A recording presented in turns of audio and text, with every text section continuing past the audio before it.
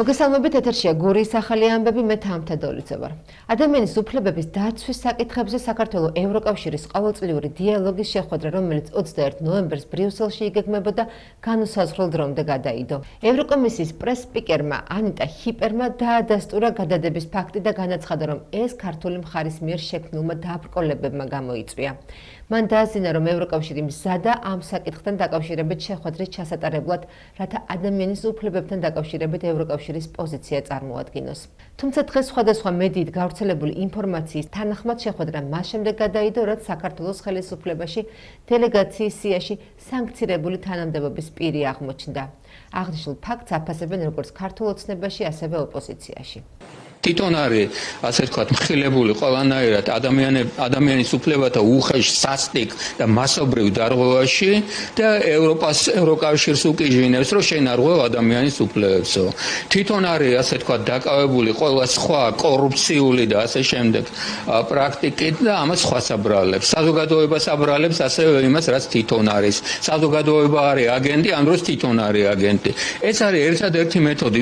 ქართულ ოცნებას არავით არის არგუმენტი როგორც ასეთი არა აქვს. სანქცირება იმას ნიშნავს, რომ სწორედ ადამიანის უფლებების დარღვევაში ედება ბრალი.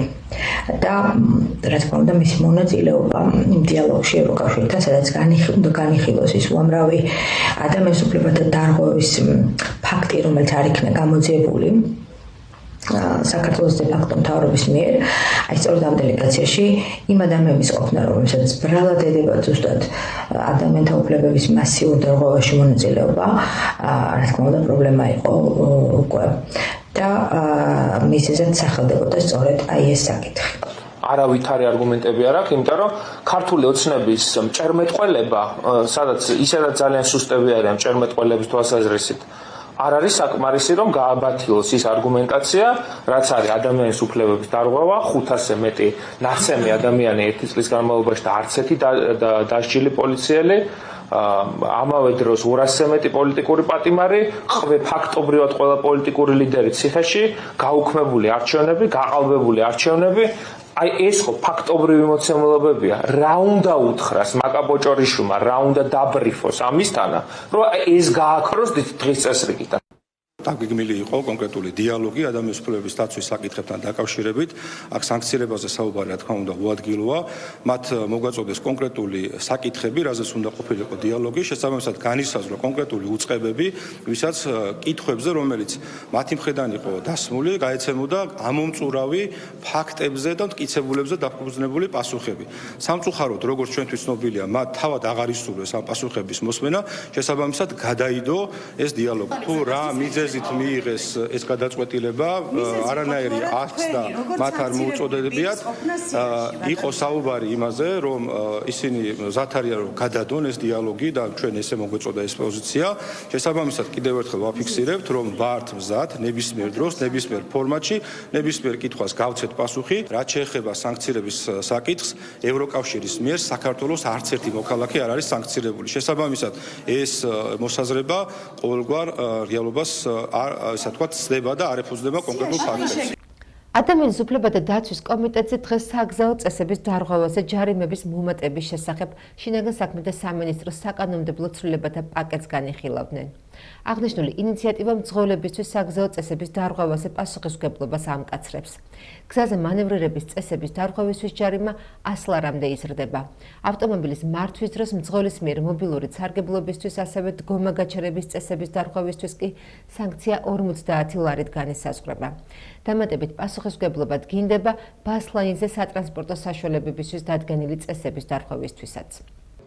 ჯამში ქვეყანაში 3.100.000-ზე მეტი ავტომობილის მობილობა გვაქვს, რაც შესაბამისად ზრდის იმის ალბათობას, რომ მოხდეს ავტოსაგზაო შემთხვევები. შინაგან საქმეთა სამინისტროს და საქართველოს მთავრობის ასე ვთქვათ სურვილი ნამდვილად არ არის, რომ მოქალაქეებს ჯარიმები დააკისროს. ჩვენი სურვილი არის ის, რომ დაცული იქნეს საგზაო მოძრაობის წესები და როცა ხდება საგზაო მოძრაობის წესების დაცვა, შესაბამისად ნაკლებია ავტოსაგზაო შემთხვევების რაოდენობა, რაც თავისთავად პირდაპირ პროპორციულად აისახება ჩვენი მოქალაქეების დაშავების და გარდაცვალების მაჩვენებლის მნიშვნელოვან შემცირებაზე. სანამ ჯარიმეს გავამკაცრებთ, რომელიც ისედაც მკაცრია. თუ გავითვალისწინებთ იმას, რომ არის სულ 230-ია, ხო? საარსებო მინიმუმი, ოფიციალურად 20 ლარი არის მინიმალური ხელფასის ზღვარი. იქნებ ეს კონტროლი უფრო მეტი იყოს და არ დაგჭირდეს ჯარიმების გაზრდა. სახელმწიფო ხო არ არის პირდაპირ სადამსჯელო აპარატი, იქნებ ჯერ ეს გაგვეკეთებინა და ამას ემუშავა და აღარ დამდგარიყო საჭიროება ჯარიმების გაზრდის. საქართველოს მყარი ნარჩენების მართვის კომპანიის დირექტორი გურიის სანაპირო ზოლზე არსებულ ვითარებას ადგილზე გაეცნო. საქართველოს მყარი ნარჩენების მართვის კომპანიის დირექტორი მიხეილ გოგოლიძე სახელმწიფო რწმუნებულთან გიორგი ხურჯუმელიძესთან ერთად ურეკის ნარჩენების გადამტვირთავ სადგურსა და გურიის სანაპირო ზოლზე არსებულ ვითარებას ადგილზე გაეცნო. კომპანია გურიის შავი ზღვის სანაპირო ზოლის დასუფთავების სამუშაოებს 2021 წლიდან ახორციელებს.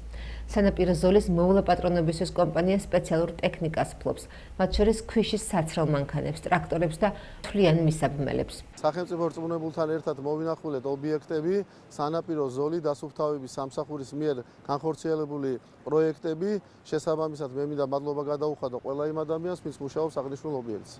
მყარი ნარჩენების მართვის კომპანიის ახალ ხელმძღვანელთან ერთად მოვინახულეთ გურიაში ის ობიექტები, რომელსაც ოპერირებას მყარი ნარჩენების მართვის კომპანია უწევს, მოვინახულეთ ურეკის გადამტვირთის სადგური, ასევე შავი ზღვის სანაპირო ზოლი. სამუშაოები რა თქმა უნდა მთელი წლის განმავლობაში გაგრძელდება. შინაგან საქმეთა სამინისტროს კახეთის პოლიციის დეპარტამენტის თანამშრომლებმა 1988 წელს დაბადებული წარსულში ნასამართლები პირი ჯანმრთელობის განზრახ მძიმე დაზიანების ბრალდებით დააკავეს. დანაშაული 4 წლამდე ვადით თავისუფლების აღკვეთას ითვალისწინებს. გამოძიებით დაადგინდა, რომ ბრალდებულმა ახმეტის მუნიციპალიტეტში ყოფით საკითხზე დაწყებული ურთიერთშელაპარაკებისას ინდოეთის მოქალაქე 1973 წელს დაბადებული მამაკაცი ცივი იარაღის გამოყენებით ქვედა კიდურის არეში დაჭრა. დაჭრილი მამაკაცი საავადმყოფოში გადაიყვანეს, სადაც შესაბამისი სამედიცინო დახმარება ჩაუტარდა. პოლიციამ ბრალდებული ცხელკვალზე დააკავა. ჯანმრთელობის განზრახ ნაკლებად მძიმე დაზიანების ფაქტზე გამოძიება სისხლის სამართლის კოდექსის 118 მუხლით მიმდინარეობს. შინაგან საქმეთა სამინისტროს მიგრაციის დეპარტამენტის თანამშრომლებმა უცხო ქვეყნის 47 მოქალაქე საქართველოდან გააძევეს. ბოლო დღეებში ჩატარებული კომპლექსური ღონისძიებების შედეგად ქვეყნიდან გაძევებულ იქნა ეგვიპტის, ეთიოპიის, თურქეთის, თურქმენეთის, ინდოეთის, იორდანიის, ირანის, კამერუნის, კენიის, კონგოს, კუბის, ნეპალის, ნიგერიის, რუსეთის, სუდანის, შრი-ლანკისა და ჩინეთის ჯამში 47 მოქალაქე. მოქმედი კანონმდებლობის შესაბამისად გაძევებულ პირებს ქვეყანაში შემოსვლის აკრძალვა დაუწესდათ. საქართველოს საფეხბურთო ჩემპიონატის მეოთხე ლიგის 29 ტურში ოზურგეთის მერცხალმა ბოლო საშინაო შეხვედრა გამართა და დამაჯერებელი გამარჯვება მოიპოვა. პირველ ტაიმში მერცხალმა 3 გოლი გაიტანა და მეტოქესთან სამგურალი ორთან დამაჯერებლად დაწინაურდა. ამავე ტაიმში 1 გოლი გაიტანა სამგურალი ორის ფეხბურთელმა. უკვე მეორე ტაიმში ორივე გუნდმა 2-2 გოლის შეგდება შეძლეს და საბოლოო თამაში ანგარიშით 5-3 დასრულდა. ოზურგეთელთაგან 2-2 გოლი გიორგი კაშიამ და ნიკოლოზ მარშანიშვილმა გაიტანეს. 1 გოლი კი გიორგი ჭანუყვაძემ. ამ გამარჯვებით მერცხალმა 36 ქულა დააგროვა და საბოლოოდ დააღწია თავი გასავარდ ზონას. წლევანდელი სეზონის ბოლოს შეხვედრას მერცხალი 26 ნოემბერს სტუმრად ვანში სულ ორთან გამართავს. დაზაბული სეზონი იყო. ადგილი სასარჩენად ვიბრძოდით და ყოველთვის რთულია, როცა ამ მიზნისკენ მიდიხარ და რა ვიცი, ერთთანიანი ძალისხმევით, სტაფის, ბიჭების ძალისხმევით შევძელით, რომ დავრჩით და შევინარჩუნეთ ადგილი და იმედი მაქვს, რომ მომავალ წელს უკვე სიახლეები გვაქვს გუნდში და იქნება ის მიზანი, რომ გადავიდეთ შემდეგ ლიგაში და ბიჭებიც, რა ვიცი, სამსახურო შტაფით ვიზამთ ისე, რომ ეს მიზანი როგორმე განმახორციელოთ და ის დიდება, რაც ოზურგეთის მერცხალს ჰქონდა ადრე, დავაბრუნოთ დღევანდელობაში. ოზურგეთის მერცხალის გულშემატკივარს ჩვენს კლუბის თითოეულ წევრს მინდა გადაუხადო უგმესი მადლობა იმ თავდადებისთვის, რომ ეს სამი ქულა იყო ძალიან მნიშვნელოვანი და ჩვენ უკვე თამამად შეიძლება ვთქვათ, რომ ვინარჩუნებთ ადგილს ამ ლიგაში, მეოთხე ლიგაში.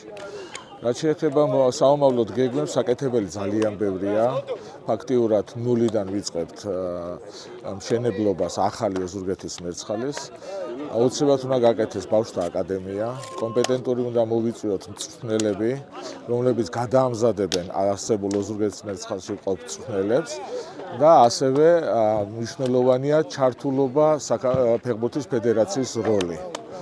დარწმუნებული ვარ, რომ მჭიდრო თანამშრომლობით მერიასთან, მუნიციპალიტეტთან, ფეხბურთის ფედერაციასთან ჩვენ დაუბრუნებთ ძველ დიდებას ოზურგეთის მერცხალს. დღეისათვის სულ ეს იყო, მე მომავალ შეხვედრამდე გემშვიდობებით, კარგად ბრძანდებოდით.